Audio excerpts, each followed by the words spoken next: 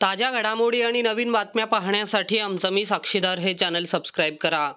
वाहनावरील ताबा सुटल्याने वाहन डिवायडरला धडकून झालेल्या अपघातात महेंद्रसिंह अक्कलसिंह राहणार सेक्टर R3 करंजाडे याचा मृत्यू झाला आहे.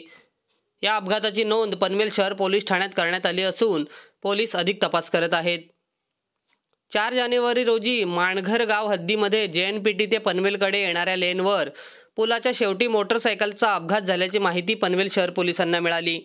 त्यानंतर पनवेल शहर पोलीस त्या ठिकाणी गेले. यावेळी ज्युपिटर मोटरसायकल MS 46 BX 6408 ही रस्त्याला लागून डिवायडरला धडकली होती. या अपघातात महेंद्रसिंह हा जखमी अवस्थेत पडलेला दिसला. या ठिकाणी पोलिसांनी चौकशी केली असता मोटरसायकलवरील चालकाने भरधाव वेगाने वाहन चालवले आणि त्याचा वाहनावरील ताबा सुटला व डिवायडरला गाडी ठोकून अपघात झाल्याची माहिती मिळाली. जखमी झालेल्या महेंद्रसिंग याला ॲम्ब्युलन्समध्ये MGM हॉस्पिटल कामोठे येथे नेण्यात आले. यावेळी डॉक्टरांनी त्याला मृत घोषित केले.